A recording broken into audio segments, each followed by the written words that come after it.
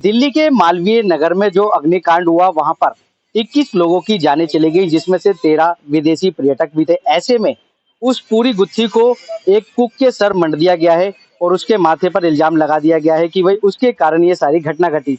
ऐसे में उत्तराखंडी होने के नाते केशव सिंह नेगी को अब पूरा उत्तराखंड समाज बचाने की कगार पर आ चुका है। चाहे पुष्कर सिंह धामी हो या फिर वीर सिंह पवार जी हो, ये सभी लोग एक प्रयास कर रहे हैं कि एक सही निष्पक्ष जांच हो, जिससे कि असली गुनहगार तक पहुंचा जा सके। हमारे साथ दिलशाद गार्डन के पार्षद वीर सिंह पवार और डीडीएमए सदस्य मौजूद हैं। क्या कुछ कहेंगे सर, ये पूरा मामला जैसे हुआ है और एक कुक पर सर आकर टिक गया है, कैसे देखते हैं और क्या कुछ कहेंगे? नमस्कार।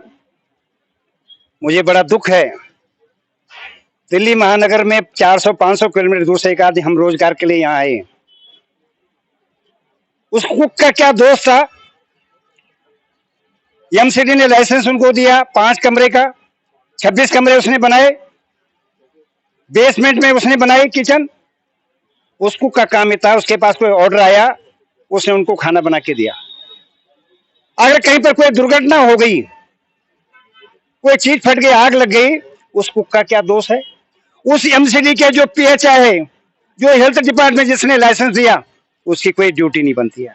वो पुलिस थाना, वो एसीपी, डीसीपी, कमिश्नर, उनकी कोई जिम्मेदारी नहीं।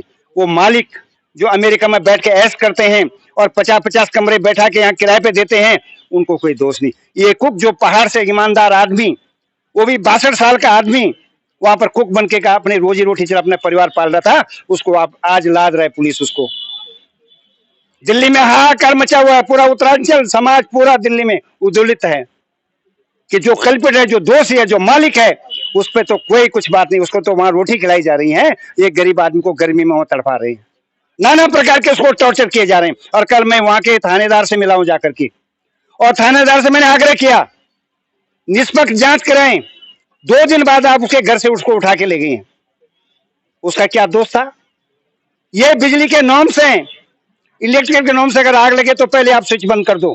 उसको नहीं पता था कौन से दरवाजे कौन से गैजेट से चल रहा है, वो मालिक वो जानता था कौन से गैजेट से चल रहा है। आज किसी उत्तराखंड को तड़पाओगे, दिल्ली में हाहाकार मच जाएगा, पूरा उत्तराखंड संतुलित होगा। अगर केसर सिंह नेगी, जो मेरे वार्ड नंबर 219 दिलशाद गार्डन में हमारा एक भाई, मेरा भाई, आज उसके बच्चे घर में, उसकी पत्नी बीमार है, रो रही है, सारे ब्लॉक ने खाना नहीं खाया, 3 दिन से खाना नहीं खाया उस पॉकेट वालों ने, उत्तराखंड के लोगों ने, कि ये एक निर्दोष व्यक्ति को जानबूझ करके वहां की पुलिस, वहां का प्रशासन और सब लोगों ने, पुष्कर सिंह धामी जी जो हमारे एसोसिएट मुख्यमंत्री हैं, उन्होंने भी रेखा गुप्ता जी से बात की। रेखा गुप्ता जी हमारी एसोसिएट जो दिल्ली के मुख्यमंत्री, उन्होंने भी बात किया कमिश्नर से कि निर्दोष को न फंसाया जाए। और हमारे जो यहाँ के सांसद हैं, पौड़ी के सांसद, उन्होंने भी लगातार कमिश्नर से संपर्क है कि, और यहाँ के जितने भी वकील हैं, जितने सोशल वर्कर हैं, जो यूट्यूबर हैं, सब ये बोले कि गलत स्टेप इन्होंने ले लिया, एक गरीब आदमी को फंसा रहे हैं। इसलिए मैं न्याय की गुहार मांगता हूं प्रशासन से, दिल्ली सरकार से, एलजी महोदय से, भारत सरकार से, अमित शाह जी से, कि पुलिस आपके नीचे है। आपसे विनती की जाती है, हाथ जोड़ की विनती है कि इसे एक शरीफ पहाड़ी को, ईमानदार पहाड़ी को, जो मेहनत कर दिल्ली में है, उसको न सताया जाए। दिल्ली के मालवीय नगर में कोई पहली घटना तो ऐसी घटी नहीं है, इससे पहले भी कई ऐसे अग्निकांड हुए हैं जहाँ दिल्ली सरकार देखती है लेकिन कुछ दिन एक्शन आते हैं, फिर वहीं का वहीं। क्या कहेंगे, दिल्ली सरकार और जो मंत्री हैं सभी मिली भगत से सब? मैं तो ये आग्रह कर रहा हूँ, सारी बिल्डिंग की ऑडिट होनी चाहिए, और किस किस के टाइम में वो बिल्डिंग बनी है, कौन वहां पर पुलिस अधिकारी था, कौन एमसीडी का इंजीनियर था, कौन वहां पर नेता है हमारा, कौन विधायक है, कौन एमपी है, इन सब की ऑडिट हो जाए। ये गरीब आदमी को फंसाओगे आप? उसके घर में रो रहे हैं, आज उसकी पत्नी बीमार पड़ी है, कौन जिम्मेदार? अगर उसके घर में कोई अनहोनी हो जाए, कौन उसको जिम्मेदार है? इसलिए मैं प्रशासन से हाथ जोड़ के विनती कर रहा हूं, उत्तराखंड पहाड़ी आदमी है, पहाड़ी कभी झुकेगा नहीं, लेकिन पहाड़ जब पिघलेगा तो विनाश लाएगा। तो क्या कुछ कहेंगे, अगर नहीं सुनी जाती तो बात, उत्तराखंडी समाज और ये सभी लोग किस प्रकार से अपना प्रदर्शन करेंगे? मैं तो भारतीय जनता पार्टी का एक सिपाही हूं, मैं कभी किसी तोड़ फोड़ पर इस पे विश्वास नहीं करता हूं, लेकिन प्रेस में बोलने की मेरी स्वतंत्रता है। मैं प्रेस के माध्यम से अपने सभी नेताओं से हाथ जोड़ के विनती कर रहा हूं, इस समय उत्तराखंड के लोगों का साथ दो, एक गरीब आदमी का साथ दो, उस उत्तराखंड के लोगों का साथ दो जो हमेशा आपका साथ देती है। भाई हमारे साथ दिल्ली भाजपा के जो उत्तराखंडी प्रकोष्ठ के वो हैं हमारे से, उनसे बात करेंगे क्या कुछ कहेंगे। महेश शर्मा जी हमारे साथ मौजूद है। सर पहले तो थोड़ा सा परिचय हो जाए, क्या कुछ कहेंगे जो पूरा वाक्य घटा है, एक उत्तराखंडी समाज के कुक को फंसाया जा रहा है, कैसे देखते हैं? नमस्कार, मेरा नाम महेश चंद शर्मा है। मैं पूर्व में जीटीबी इनक्लेव का उत्तराखंड राज्य संगठन का अध्यक्ष भी हूँ और वर्तमान में जो उत्तराखंड प्रकोष्ठ दिल्ली प्रदेश है उसका कार्यकारिणी सदस्य भी हूँ। ये जो घटना थी, पहले तो जितने लोगों का वहाँ पे वो काल के ग्रास में गए उन सबके प्रति अपनी संवेदना व्यक्त करता हूँ और उनकी आत्मा को श्रद्धांजलि देता हूँ। लेकिन जो ये घटना एक कुक के ऊपर सारी गाज डाली जा रही है, इससे पूरे समाज के अंदर बहुत गुस्सा है। एक छोटा सा व्यक्ति कुक, वो टेक्निकल आदमी नहीं है, उसको जितना बताया गया होगा उसने वही काम करा होगा कि संकट के समय में क्या करना है, उपकरण कैसे थे, उनकी क्या टेस्टिंग थी, सिक्योरिटी पर्सन्स जो थे उनको क्या रोल थे, वो काम उसका उनका अलग अलग काम है। तो मालिक ने क्या बनाया, कैसे बिल्डिंगें बनी, वो सारा स्ट्रक्चर उसको नहीं पता, उसको अपना पता था, उसने अपना करके चला गया।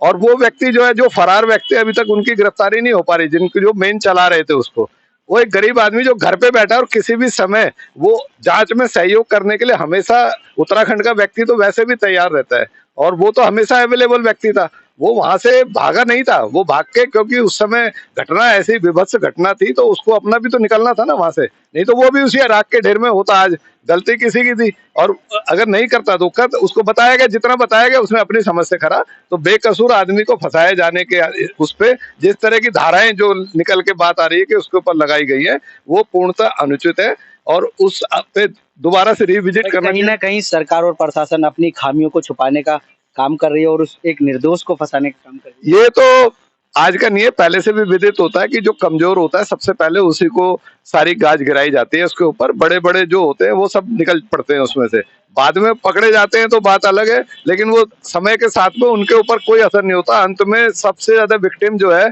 गरीब आदमी ही होता है, जो सबसे कमजोर। क्या चाहते हैं, क्या होना चाहिए और उत्तराखंड समाज किस तरीके से उसके प्रोटेक्ट? उसकी पूरी निष्पक्ष जांच होनी चाहिए।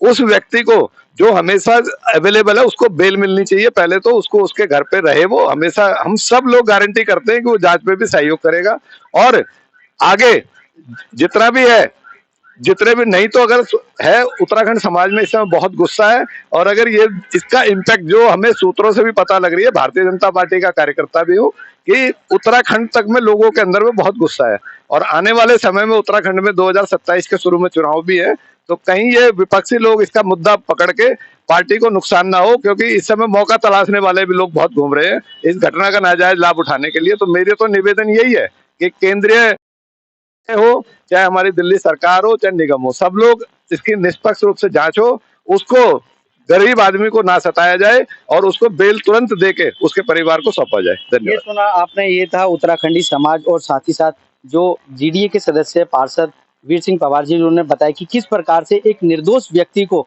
ये सभी लोग फंसाने की कोशिश कर रहे हैं जिससे कि सच छुपा रह सके। कैमरामैन सुनील के साथ संदीप कुमार, तेज समाचार, दिल्ली।